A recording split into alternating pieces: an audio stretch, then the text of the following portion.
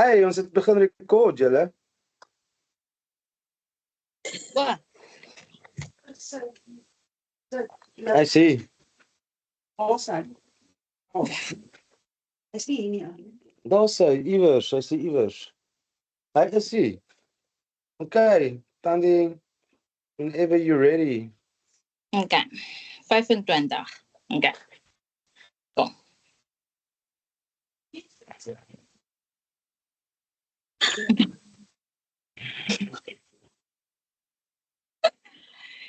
Good evening. Welcome back to Tales of the Towers. Joining me today is Noemsie and Arno, and this is episode 25. Today, we're keeping it a bit to the side and we're just moving into marketing your wireless internet service provider. How do you market it? What do you do? So, Noemsie, what percentage do you think is ready to buy at that moment? Like they're ready to just take their money and give it to you, just like that? Like internet guys. Are you talking about anything or internet or what? Clients, sorry, about clients, potential okay. clients. Which What do you ones think, are ready to buy on the spot? Okay, it's 2 to 3% according to Shet Emozi. Shen Emozi. Yes. So he's called the American greatest sales executive. Yeah. So only 3%. So 98% aren't ready to buy at the moment. 90% of all clients aren't ready to buy at the moment, which is scary how we actually go about trying to sell stuff to people, and we just like use a shotgun and try and shoot everybody, and they're not ready to buy yet. So what's the typical sales cycle in a business? So it's a little acronym that I like to share with everybody. Obviously, it's not black and white, it's nuanced, but the general thing is it's 4 steps. We used to use 3 steps. I call it the ACRR rule, which is acquiring a new client, closing that new client, retaining that client, and then reselling and upselling that client. So that's the way that we used to do it. Is we would have campaigns and we would try and acquire new clients by various means, ads or Corex boards or door hangers or whatever, and then we would gather their information and phone them and try and close them, and then obviously try and keep them. So the acronym that we used is ACRR, but recently we've changed that to ANCRR, which is not a political term. We just put one little step in, and the step is acquisition, nurturing that client, then closing the client, then retaining the client and reselling or upselling that client. So I want to ask Noemsie a quick question. And I want to I like using hunting in the wilds, like predator and prey, as a metaphor for the sales process. Noemsie, what do you think is the success ratio of lions hunting in the wild? Usually around 30%. They scatter the herd and then target the 2% that remains. That's right. So we went over this a couple of times in our sales training and with our staff, that lions have this way of stalking their prey, and then scaring the herd, and then targeting that 2 to 3%, the weak or the young in the herd, which is how we used to do it. We would stalk our potential clients, and then see somebody that wants to go for us, and then immediately try close them, or sell to them and close the deal. And then if they said no, we just, okay, it's a no. We just accepted it. Which I don't think was very successful. I don't know. Sans, what do you think? Is there any animal that hunts better than lions? Yeah, surprisingly, even though lions are portrayed as the king of the jungle, they're not that very good at hunting. And I have proof because wild dogs actually have up to a success rate in terms of hunting, 80%. What And they dogs? do it Wild dogs, so, yeah? Mm-hmm. yes, wild dogs, and they do it so effortlessly because they Mm-hmm. actually go and they chase their herd and then they start biting a bit out of them. So the next one comes and Mm-hmm. bites a piece, and so on and so on. And we've actually introduced that in the business as well in terms of drip marketing. So just Mm-hmm. a little bit, a little bit, Mm-hmm. a little bit. So they're more successful in terms of hunting, and I understand why. I understand why they're actually good at that. So explain drip marketing. And then also, I think if you can explain drip marketing and touch points, how that works. Okay, I'm gonna start with our big one, which I haven't really mastered a lot, but I feel it plays a big role and it's one of our important parts, which is go high level. This is where we Mm-hmm. actually have the whole process and we have automated workflows that send message and emails to our clients. It doesn't, even before you're a client, there's a certain workflow for clients, there's a certain workflow for leads, and there's a certain workflow that just focuses on when you've been a client for a while. And this can actually be videos, and it can also lead you to what you need to ask your other internet service provider if you're looking at someone else and stuff like that. But we send that in a certain time frame. They're usually 2 weeks apart, if I'm not mistaken, from each other. Correct. Yes. There's a you get a WhatsApp message, you get emails, and I'm not sure about SMSs, but it's such a great system and it really makes a difference to constantly just Remember that. WISPs, remember, go high level. You need to learn go high level to have it's effective very important. marketing. And the fact Mm. that it will automate your things for you, make it so simpler so that you don't have to go back and write specifically for every client. Instead, you just Mm. have something being sent to a group of clients according to what they are: leads, Mm. potential clients that's been there for you for 3 years or 5 years down the road. I think it's an Mm. amazing app, website, Mm. system, application in Mm. general. Mm. It works very well. Like And sorry, Nums. no, I just wanted to add that, like, for example, when you are on that campaigning, you get information like, for example, how to log into your Splinks account and Mm. cell phone numbers, like, or standby numbers, and Mm. just information, what you need to know. Like, for example, our lead magnet. If you are a lead, you get Mm. a mail, a WhatsApp that tells you, listen, you're going to get a battery pack as well with the Mm. installation. And then, like, if you are already now a client for 3 months, or then Mm. we send you, like, refer someone, then you get a month free. So it's cool. Mm. Yeah, that's very important, Nums.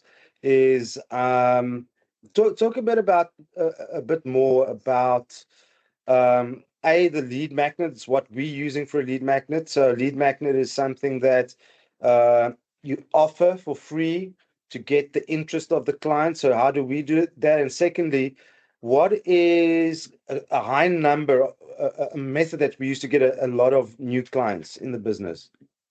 Okay, with the lead magnet, it's we're giving you a battery pack for free. And then with the installation, if you're doing a full installation, from the day of the installation until the end of the month, you don't pay that package. You only start paying the package on the next month. So when we started using nurturing, we were standing on 27, but with the nurturing, we added 28% there. So now we're standing on 55%. Okay, so what you're saying is that before we use nurturing, in other words, lead magnets and mailing and following up with the clients with touch points, what was our conversion ratio? What did we, how many clients did we convert from leads? 7%. 27%. And after now? Now with the nurturing, we added with 28, so we're standing on 55%. Yeah, shows you. We've upped our efficiency, almost doubled our efficiency by using, but it takes time. we must just tell that. It does take time. Some clients only convert after 6 to 8 months, sometimes a year later. And what also happens is clients sign themselves into 2-year contracts as well. And then it's up to 2 years. But down the line for the business, it's so important to have that nurturing campaign that goes on and reminds the clients every year and having touch points. A touch point is any type of touch that you have with the client, a WhatsApp, an email, a SMS, a Facebook ad that they see, a Google ad that they see, somebody talking about us. And they say it takes up to 14 touch points before a client converts to us. But Nims, I wanted you to touch on our referral campaign as well. So our referral campaign is the one that's bringing in the most of the clients, even with word of mouth and our branded cars. So I'd say, but the referrals are the best, because if you give us a referral, you get a month free, plus that client gets an installation with a battery pack, plus that from day of installation until the end of the month, they're not paying for the package. So a lot of people refer more people. Yeah, it's important. Then also another important thing is to get those clients online. You need to set up SEO, a search engine optimized campaign, with a website that's very targeted to the area that the client stays in. So it goes high up in the Google rankings, and our website is called ineedinternet.co.za. But then we'll stack that website with keywords for an area. For example, if we're targeting clients in Hectorspruit, we'll say, do you need an internet service provider in Hectorspruit? And then stack the word Hectorspruit. So that goes up in the Google search rankings. It takes months for that as well. And we use a piece of software called Tag Parrot. It's called Tag Parrot, that'll continuously submit that one website to Google. So it gets higher and higher up in the search rankings. And that gets the leads in the door. That helps us to get the leads and the telephone number and the email address and the permission to mail the person. And then once we have the lead in the door, then we can put them on a drip marketing campaign and slowly start introducing them to the company. And then another very important thing is social proof, Google ratings, Facebook ratings. People are afraid of asking for a review. So we start asking for reviews after 2 months, and we send a very simple mail and a WhatsApp message using Go High Level. And we tell the client, are you happy with us? You've been a client for 2 months. If you are happy with us, please consider clicking here and letting the world know so we can tell our team. And if you're not happy with us, please phone me on this number or send me an email and tell me what we did wrong. And that's the way that we ask for Google reviews. I see the other WISPs reading websites like WISP Talk and WISP Africa. They actually say that the best time to ask for a review is immediately after installation. So we should maybe start looking at that. And they actually leave a fridge magnet with a contact number where the technician can write his name in. And then the technician says, I've just installed internet. Do you mind giving us a review in Google Reviews? Here's my phone, or do it on your phone quickly. So they actually do ask for the review immediately after installation, because they say that's when the client is obviously keen to use your service and happy that they have internet, which I think is a thing that we should start looking at maybe. But it's so important to ask for reviews.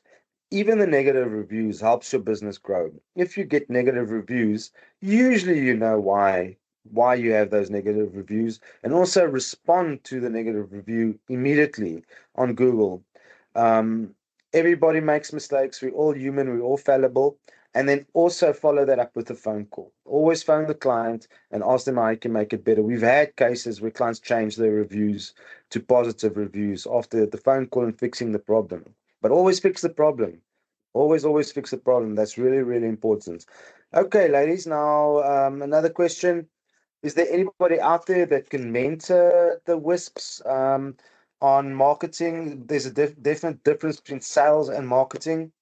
Marketing is the process of nurturing and getting the new clients, and sales is the process of closing. If personally, I would say that Thandi, you are our nurturer, and Noemsie is our closer.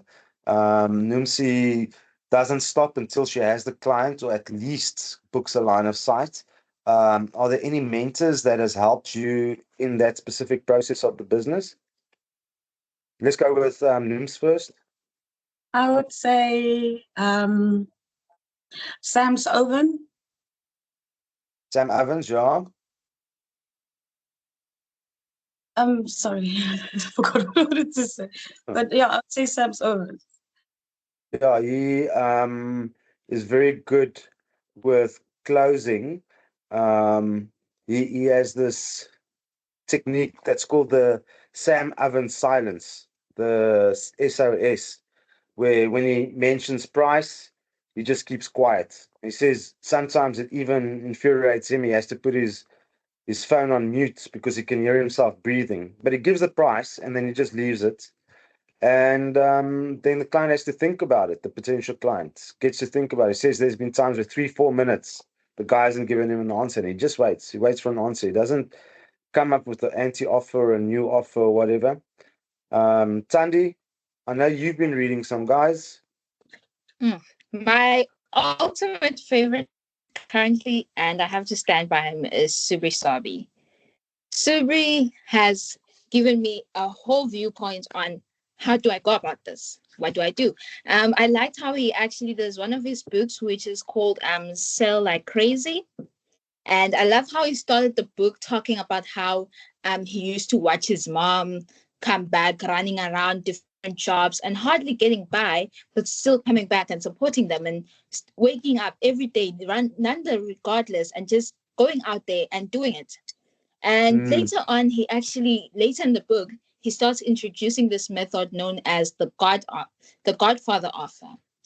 And it is such an amazing offer. It is such an amazing piece, honestly. And what he says from that offer, or what he trying to teach us basically, is that your offer has to be so irresistible that a client has to ask themselves, why am I not taking this? Why am I so stupid when I take this?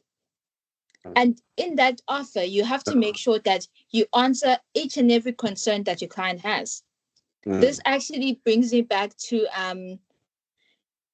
there's this, I'm just trying to remember it. The name doesn't come to me right now. I'm selling the vacation, and that's part where I started actually in the business and learning those tactics. It really comes back to that, because you have to address your clients each and every single question. By the time you give them the offer, you give them the price of the item, they need to ask themselves, why don't I have this already? It needs to be irresistible, honestly. That's Alex Mosey. He sells the vacation. And Yes. what he basically means about that is, if you're a travel agent and you want to go to the Bahamas or the Seychelles, you're not going to tell the client, okay, so you're going to have to pack your luggage, and then you have to drive to the airport, and then you have to climb onto the plane and sit in a 14-hour flight, and then blah, blah, blah, and unpack your luggage. Nope, that's the process. You sell the end goal. So, WISPs, to your clients, do you want buffer-free streaming? Do you want education for your kids? Do you want a safe environment for your kids can browse? You do not tell them, well, we're going to order the pole, and then we're going to drill your wall, and then we're going to, you're not going to go through the process. You sell the end result. Never sell the process of what we're going to do for you. Sell what's going to happen at the end. So yeah, Alex Moses is big on that. And then Subri is all about stacking value. So I I actually use Subri's Godfather offer in our I Need Internet.co.za. And then if you Google Alex Hormozy, his book presentation that he did for the latest, the second book, $100 million leads, $100 million offers is the book. Is it offers or leads? I don't know. Just Google that. He had a 52-minute presentation that he did, and then he used the Godfather offer of Subri's. So for today only, if you sign up, the value is $9,997. But if you sign up within the next half hour, it'll only be 4,997. And he goes on, and he starts selling the value, and he starts selling the value. He always says, if I have a Ferrari and I've got this fantastic car with all this value, and I tell you it's going to cost you 10,000 Rand today, now. If you tell me yes, now, it's going to be 10,000 Rand. You're going to go borrow that money. You're going to go phone your family. And that's what he actually means with the Godfather offer is you stack so much value in your offer that clients can't say no. And that's obviously what we're trying to do and what we are doing. So we're not just offering internet. We're offering safety using whalebone. We're offering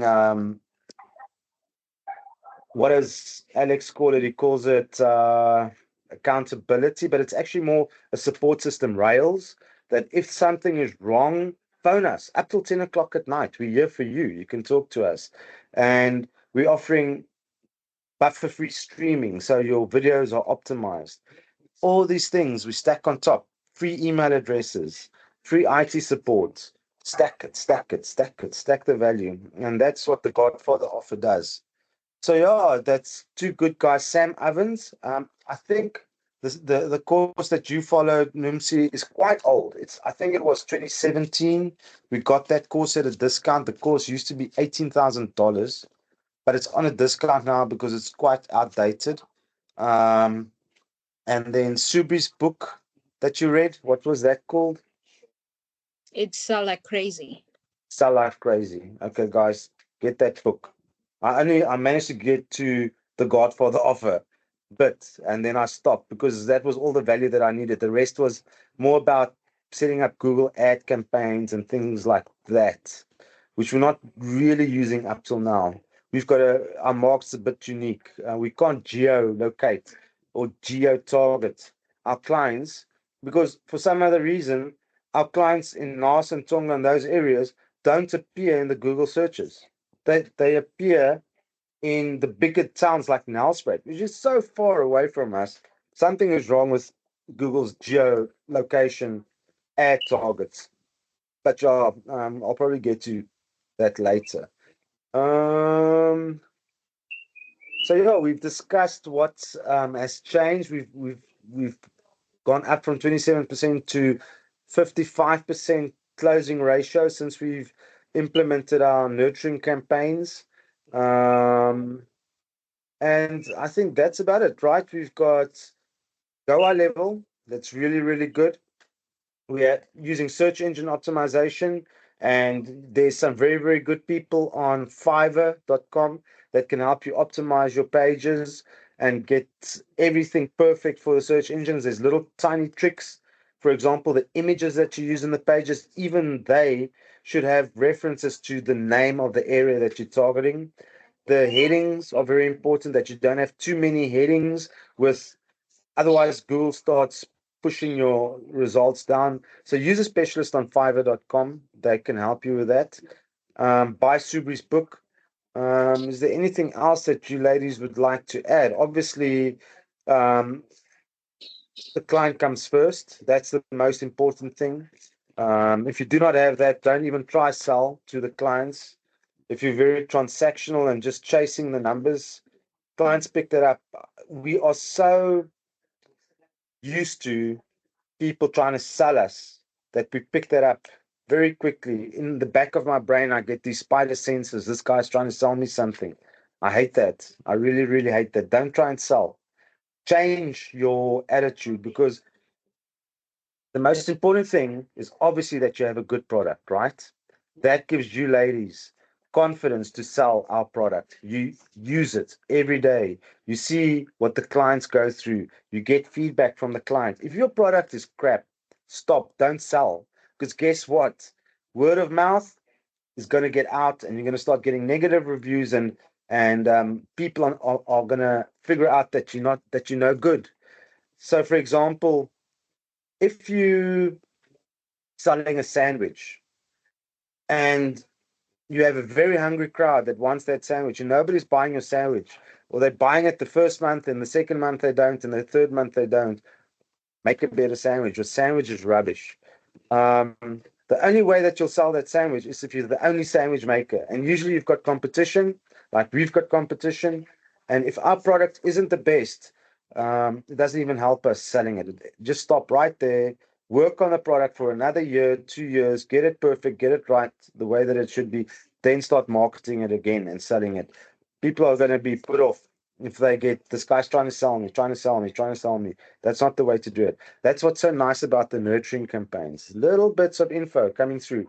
And in Noemsie, you've taken the nurturing campaigns to a whole new level, actually, as after sales campaigns, where you send clients videos on how banking apps work and how to pay us, for example, and how the apps work, the Splinks apps. Yeah. Send those, and then also some of them don't know how to add like a person as a beneficiary. So just sit down and help the clients understand their problems. And then there's something that I wanted to mention when Thandi was talking about Sabri Subri. I don't know if I'm mixing the words. What we do is we promise you within 3 months, if you're not happy, we give you the installation feedback and we just take back the equipment. So how can you say no to an offer like that? So I think it's the way we treat our clients, and that's what makes people come to us. Yeah. Sorry also says you must have a amazing guarantee, a foolproof guarantee. But then again, you must have so much faith in your product. How many guys have taken us back on, have taken us up on that 3 month offer? There was one. Just I one, paid. but the problem is he went to work overseas. Okay. So no, I probably needed that money as well. So nobody's taken us up on that offer, and it's been since we've implemented nurturing 300 odd new clients. Nobody's taken us up on that offer. But again, so important. The product must be good, and you must back that product up. And that's one thing that I've in my businesses in the past. I almost had this very numbers-driven sales method. Get 99 no's and one will say yes. Get 99 no's and one will say yes. And do you know how painful that was?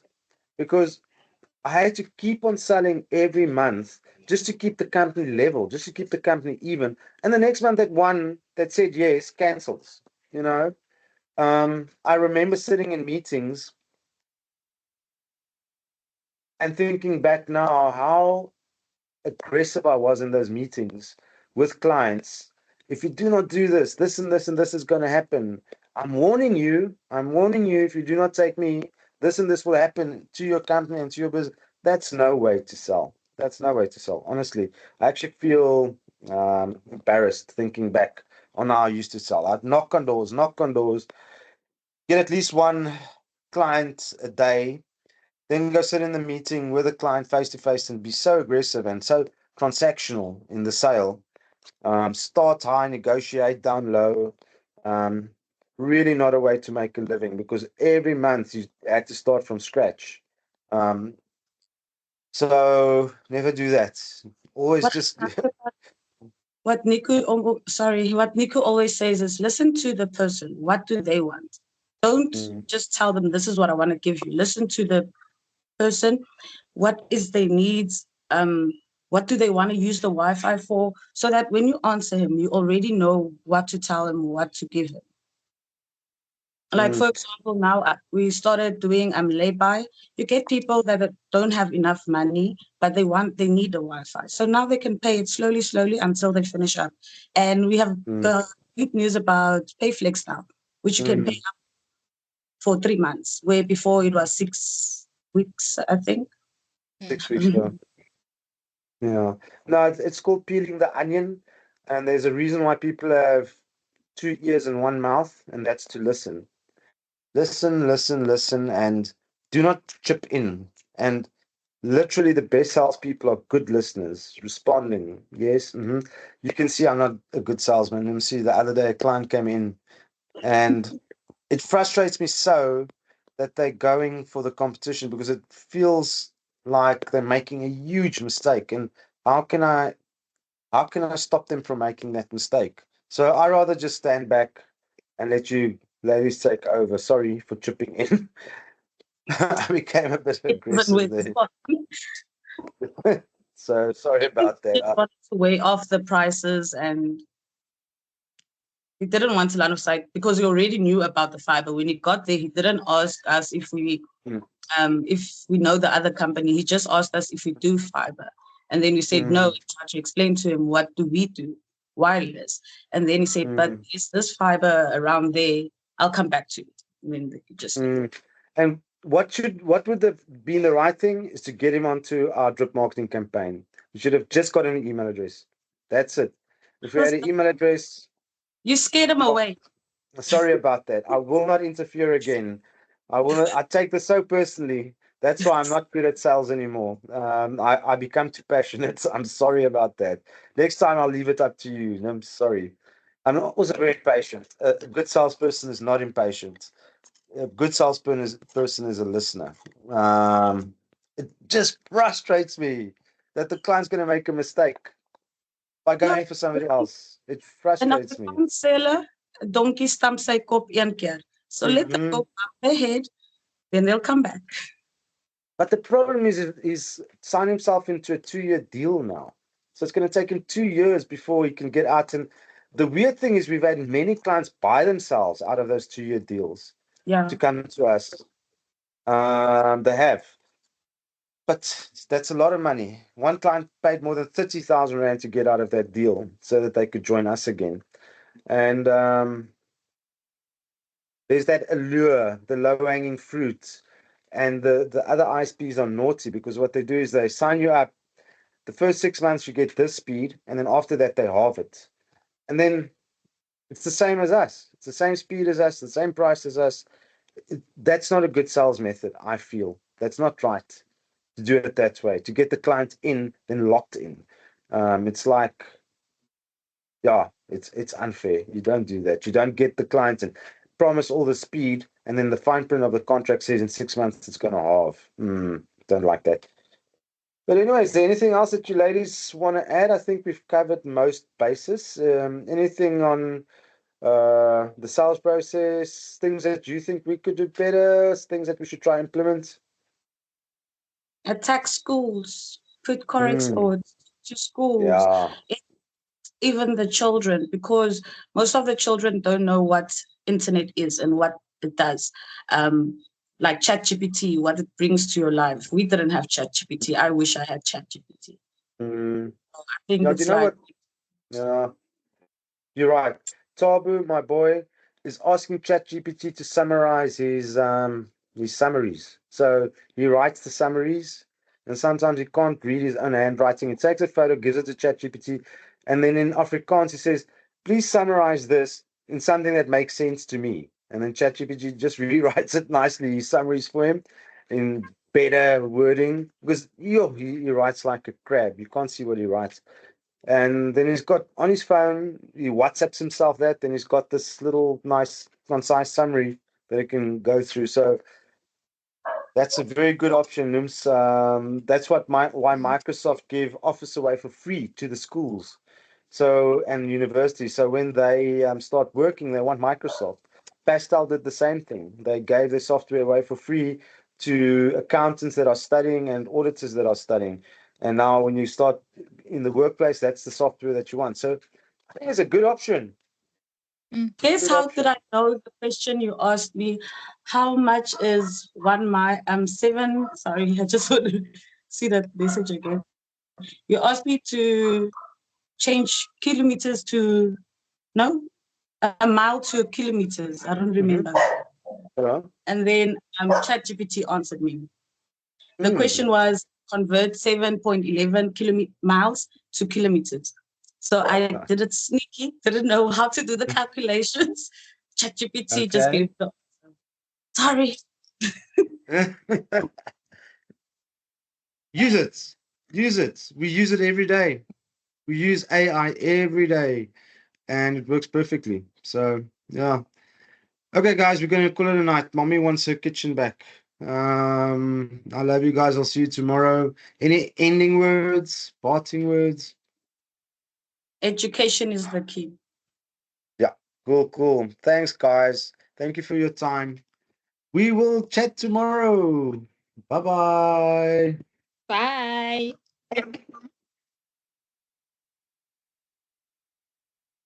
What's this chapter?